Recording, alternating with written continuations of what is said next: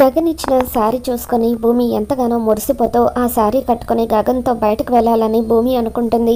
ఇదే విషయం గురించి బిందుకి చెబుతూ ఉండగా నక్షత్ర చాటుగా ఉండి భూమి మాటలు విని కోపంతో రగిలిపోతూ ఉంటుంది. వసే, మా బావిచ్చిన చీర కట్టుకొని బయటకు వెళ్ళాలనుకుంటున్నావు కదా, నిన్ను బయటకు వెళ్ళకుండా ఎలా ఆపుతానో చూడు అని చెప్పి నక్షత్ర భూమి స్నానం చేయడం కోసం అని చెప్పి లోపలికి వెళ్ళగానే కావాలనే ఆ శారీని కట్ చేస్తుంది.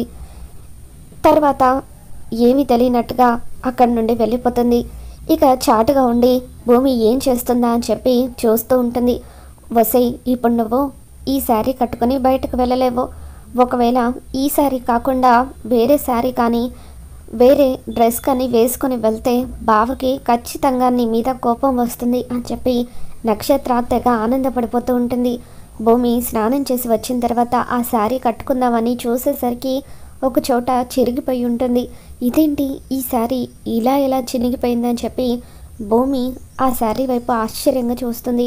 ఇక ఇంతలో లోపలికి బిందు వస్తుంది. ఏమైంది భూమి, శారీ కట్టుకోకుండా ఏం ఆలోచిస్తున్నావని చెప్పి అంటూ ఉంటే, బిందు, మీ అన్న ఇచ్చిన గిఫ్ట్ చూడు ఎలా చినిగిపోయిందో, అసలు అలా ఎలా చినిగిపోయిందో అర్థం కావడం లేదు అని చెప్పి భూమి అంటూ ఉంటే, ఏముంది భూమి, నువ్వు అన్నయ్యతో కలిసి బయటకు వెళ్ళడం ఇష్టం లేక ఏ దొంగ పిల్లి ఇదంతా చేసి ఉంటుందో అని చెప్పి బిందు అంటూ ఉంటుంది. ఇక చాటుగా ఉండి ఇదంతా వింటున్న నక్షత్ర లోపలికి వచ్చి, ఏయ్, నువ్వు దొంగ పిల్లి అన్నది నన్నే కదా అని చెప్పి నక్షత్ర అంటూ ఉంటుంది. గుమ్మడికాయల దొంగ ఎవరంటే భుజాలు తడుముకున్నట్టుగా నేనేమి నువ్వని చెప్పలేదు కదా, మరైనా సరే నువ్వెందుకు నిన్నని ఫీల్ అవుతున్నావు అంటే నిజంగానే చీర చించేసింది నువ్వేనా అని చెప్పి బిందు అంటుంది.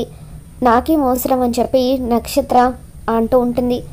మీరిద్దరూ గొడవ పడడం ఆపండి, నేను ఈసారినే కట్టుకొని వెళ్తాను అని చెప్పి భూమి అంటూ ఉంటే, కానీ ఎలా భూమి, ఈ శారీ చినిగిపోయింది కదా అని చెప్పి బిందు అంటూ ఉంటుంది.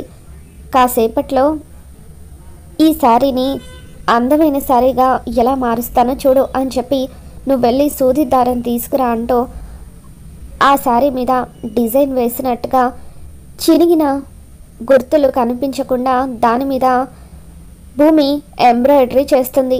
ఇక దాంతో బిందు, వావ్ భూమి, నీ టాలెంట్ సూపర్, అసలు ఈ శారీ చినిగిపోయిందంటే ఎవరు నమ్మరు, దీని మీద నువ్వు భలే ఎంబ్రాయిడరీ చేసావు, నీ టాలెంట్ సూపర్ అని చెప్పి అంటూ ఉంటుంది. ఇప్పుడు ఈ శారీ కట్టుకొని మీ అన్నయ్యతో పాటు బయటకు వెళ్తాను అని చెప్పి భూమి అనగానే ఇక నక్షత్ర కోపంతో రగిలిపోతూ, దీనికి తెలివి మామూలుగా లేదు, నేను శారీ కట్టుకోకుండా ఉంటుందని దాన్ని చింపేస్తే ఇది దాన్ని అందమైన శారీగా మలుచుకొని దాన్ని కట్టుకుంటుంది, అసలు మొత్తానికి శారీయే లేకుండా చేయాల్సింది అని చెప్పి నక్షత్ర, వీళ్ళు కనుక బయటకు వెళ్తే ఇంకా ఇంకా దగ్గర అవుతారు, ఏదో ఒకటి చేసి దీన్ని బావను విడగొట్టాలి అని చెప్పి నక్షత్ర తన ఫ్రెండ్స్ని తీసుకొని కావాలని భూమి వాళ్ళు వెళ్తున్న చోటుకి వెళ్తూ ఉంటుంది. మరోపక్క భూమి గగన్ ఇంటికి వస్తుంది. ఇక ఆ శారీ కట్టుకొని గగన్ ఇంటికి వచ్చి శారదతో, అత్తయ్య, గగన్ గారు ఎక్కడున్నారు అని చెప్పి అడుగుతూ ఉంటే, పైన గదిలో ఉన్నాడమ్మా, ఈ శారీ గగన్ నీకు గిఫ్ట్గా ఇచ్చిందే కదా, ఈ శారీలో చాలా అందంగా ఉన్నావా అని చెప్పి శారద అంటూ ఉంటే, థ్యాంక్స్ అత్తయ్య అంటూ భూమి గగన్ దగ్గరికి వస్తుంది. ఇక గగన్ అద్దం ముందు నిలబడి భూమితో బయటకు వెళ్ళడం కోసం అని చెప్పి రెడీ అవుతూ ఉంటాడు. గగన్ గారు, ఎలా ఉన్నాను నేను ఈ శారీలో అని చెప్పి భూమి అంటూ ఉంటుంది. దాంతో గగన్, చాలా అందంగా ఉన్నావు, కానీ ఆ హెయిర్ స్టైలే సెట్ అవ్వలేదు, కాస్త హెయిర్ స్టైల్ సెట్ చేస్తే ఇంకా అందంగా ఉంటావు అని చెప్పి గగన్ భూమికి హెయిర్ స్టైల్ సెట్ చేస్తాడు. ఇప్పుడు చూడు, నా దిష్టి తగిలే అంత అందంగా ఉన్నావు అని చెప్పి గగన్ అంటూ ఉంటాడు. ఇప్పుడు మనం బయటకు వెళ్దామా అని చెప్పి భూమి అంటూ ఉంటుంది. ఒక్క నిమిషం దిష్టి చుక్క పెడతానంటూ భూమి కళ్ళకున్న కాటుక తీసి గగన్ తనకి దిష్టి చుక్క పెడతాడు. తర్వాత ఇద్దరు కూడా అలా బయటకు వెళ్ళిపోతారు. శారదని కలవడం కోసం అని చెప్పి కృష్ణప్రసాద్ ఇంటికి వస్తాడు. శారద, నాకు ఎంత ఆనందంగా ఉందో మాటల్లో చెప్పలేను, మనం అనుకున్నట్టుగానే భూమి గగన్ల పెళ్ళి ఫిక్స్ అయిపోయింది అని చెప్పి అంటూ ఉంటే, మీరు ఇలా పదే పదే ఈ ఇంటికి రావడం కరెక్ట్ కాదని చెప్పి శారద అంటూ ఉంటుంది. దాంతో కృష్ణప్రసాద్, అదేంటి శారద అలా అంటావో, ఈ పెళ్లితో మన రెండు కుటుంబాలకు మధ్య ఉన్న దూరం తొలగిపోతుంది. మరి ఇప్పుడు ఇంటికి రావద్దంటే ఎలా? అయినా ఇప్పుడు మనం ఎవరికి భయపడాల్సిన అవసరం లేదు. ఎవరు ఏమన్నా సరే మన ఇద్దరం దగ్గరుండి మన చేతుల మీదుగా గగన్ భూమిల పెళ్లి జరిపించవచ్చు అని చెప్పి కృష్ణప్రసాద్ అంటూ ఉంటాడు. మనకది తప్పుగా అనిపించదేమో, కానీ చూసే నలుగురికి అది తప్పుగానే అనిపిస్తుంది. మీ భార్య కేవలం మీరా మాత్రమే అని చెప్పి శారద అంటూ ఉంటే, లేదు శారద, మీరా కంటే ముందుగా నేను నీ మెడలోనే తాళి కట్టాను, కాబట్టి నువ్వే నా భార్యవి అని చెప్పి కృష్ణప్రసాద్ అంటూ ఉంటాడు. కానీ నలుగురు ఆ రకంగా అనుకోరు కదండి. మీరానే మీ మొదటి భార్య, మీ అసలైన భార్య అనుకుంటారు. అసలు మనం భార్య భర్తలం అన్న విషయం కూడా ఎవరికీ తెలియదు. కాబట్టి ఎవరు మన గురించి తప్పుగా అనుకోకుండా ఉండడానికి ఒక దారి ఉందని చెప్పి శారద అంటూ ఉంటుంది. ఏంటి శారద అది? నన్ను పెళ్ళిలో లేకుండా వెళ్ళిపోమంటావా అని చెప్పి కృష్ణప్రసాద్ అంటూ ఉంటాడు. అయ్యో అదేం కాదండి, మీరు భూమికి మేనమామ, మీరు పెళ్ళిలో ఖచ్చితంగా ఉండాలి అని చెప్పి శారద అంటుంది. మరి నలుగురు మన గురించి తప్పుగా అనుకోకుండా ఎలా అని చెప్పి కృష్ణప్రసాద్ అంటూ ఉంటే, మనం విడాకులు తీసుకుందాం, విడాకులు తీసుకుంటే అప్పుడు ఎవరు కూడా మన గురించి తప్పుగా అనుకోరు అని శారద అంటూ ఉంటుంది. ఇక అలా శారద ఏడుస్తూ ఆ మాట చెప్పడంతో కృష్ణప్రసాద్ షాకుతో, ఏంటి శారద నువ్వు అనేది? మనం విడాకులు తీసుకోవడం ఏంటి? మన ప్రేమ, మన పెళ్ళి మర్చిపోయావా అని కృష్ణప్రసాద్ అంటూ ఉంటాడు. దాంతో శారద, నేను మర్చిపోలేదండి, కానీ ఇన్ని సంవత్సరాలు మనం దూరంగానే ఉన్నాము, ఏ రోజు కూడా మనము కలిసిలేము, విడాకులు తీసుకుంటే మాత్రం జరిగే నష్టం ఏముందని చెప్పి శారద ఏడుస్తూ గదిలోకి వెళ్ళిపోతుంది. కృష్ణప్రసాద్ కూడా బాధగా శారద మాటల్ని తలుచుకుంటూ అలా ఇంటికి వస్తూ, శారద ఎందుకు ఎప్పుడు లేనిది ఇలా మాట్లాడింది? ఒకవేళ భూమి గగన్ల పెళ్లి జరిపించాలంటే నాకు విడాకులు ఇవ్వాలని బావగారు ఆ అపూర్వ ఏదైనా కండిషన్ పెట్టుంటారా? ఎలాగైనా సరే జరిగిన నిజమేంటో ఆ అపూర్వని అడిగి తేల్చుకుంటాను అని చెప్పి కృష్ణప్రసాద్ ఆవేశంగా ఇంటికి తిరిగి వస్తాడు. మరోపక్క గగన్ భూమి ఇద్దరు కలిసి రెస్టారెంట్కి వెళ్తారు. వాళ్ళిద్దరూ ఒక టేబుల్ దగ్గర కూర్చొని ఉంటారు.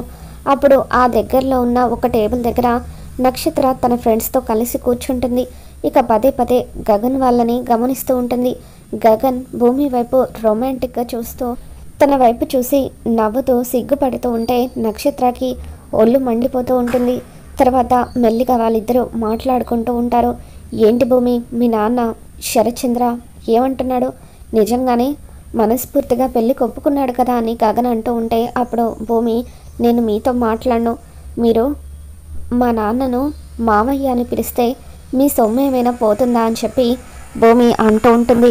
దాంతో గగన్, నేను అలాగే పిలుస్తాను, కానీ ఇప్పుడు కాదు, నీ మెడలో తాళి కట్టిన తర్వాత, అప్పటి వరకు నాకు అతని మీద నమ్మకం రాదు అని చెప్పి గగన్ అంటూ ఉంటాడు. సరే, నువ్వు నేను మీ నాన్నను మామయ్య అని పిలవకపోతే మాట్లాడకపోతే మాట్లాడకు, నా పని నేను చేసుకుంటాను అని చెప్పి భూమిని ఫొటోస్ తీస్తూ ఉంటాడు. ఇక భూమి కూడా లోపల సిగ్గుపడుతూ ఉంటుంది. ఇంతలో గగన్కి ఫోన్ రావడంతో ఫోన్ మాట్లాడేసి వస్తానని చెప్పి పక్కకు వెళ్తాడు. ఇక ఇదంతా చూస్తున్న నక్షత్ర ఎలాగైనా సరే భూమిని ఏడిపించాలని చెప్పి తన ఫ్రెండ్స్తో భూమి లాంటి పల్లెటూరు బైతో ఈ కాస్ట్లీ రెస్టారెంట్కి సెట్ అవ్వదని నేను మీకు ప్రూవ్ చేస్తాను అని చెప్పి తన ఫ్రెండ్స్కి చెప్పి అక్కడున్న వెయిటర్ని పిలిచి అతనికి డబ్బులు ఇస్తూ, ఈ హోటల్లో వేడి వేడి సూప్ ఏదైనా పర్వాలేదు తీసుకొచ్చి ఆ టేబుల్ దగ్గర పెట్టు అని నక్షత్ర అంటుంది. ఇక నక్షత్ర చెప్పినట్టుగానే ఆ వెయిటర్ వేడి వేడి సూప్ తీసుకొచ్చి భూమి కూర్చున్న టేబుల్ దగ్గర పెడతాడు. ఇక భూమి, ఏంటి తను బౌల్ తీసుకొచ్చి పెట్టాడు, ఏం చేయాలి దీంతో అని చెప్పి ఆలోచిస్తూ ఉంటుంది. ఇక పక్క టేబుల్ దగ్గర ఉన్న ఒక ఆవిడ ఫింగర్ బౌల్లో తన హ్యాండ్ వాష్ చేసుకుంటూ ఉంటుంది. అది గమనించిన భూమి, ఇలా హ్యాండ్ వాష్ చేసుకోవడానికి తెచ్చిచ్చాడేమో అనుకొని ఆ సూప్లో తన చేతిని పెట్టేస్తుంది. దాంతో భూమి వేళ్ళు కాలిపోతాయి. గట్టిగా అరవడంతో రెస్టారెంట్లో ఉన్న వాళ్ళందరూ కూడా నవ్వుతూ ఉంటారు. ఇక ఫోన్ మాట్లాడుతున్న గగన్ పరిగెత్తుకుంటూ వచ్చి అందరూ నవ్వుతూ ఉంటే షటప్ అంటూ గట్టిగా అరుస్తాడు. తర్వాత ఐస్ క్యూబ్స్ తీసుకురా అంటూ వెయిటర్ మీద అరుస్తూ ఉంటాడు. వెయిటర్ ఐస్ క్యూబ్స్ తీసుకురాగానే గగన్ విలవిల్లాడుతూ భూమి వేలు పట్టుకొని తన వేళ్లకు ఐస్ పెడుతూ ఉంటాడు. ఇక ఇదంతా చూస్తున్న నక్షత్ర ఎంతగానో ఆనందపడిపోతూ గగన్ భూమి మీద చూపిస్తున్న ప్రేమకు మాత్రం కోపంతో రగిలిపోతూ ఉంటుంది. తర్వాత గగన్ అసలు ఎవరిక్కడ సూప్ తీసుకువచ్చింది, నేను ఆర్డర్ చేయలేదు కదా అని చెప్పి వెయిటర్ మీద మండిపడుతూ ఉంటాడు.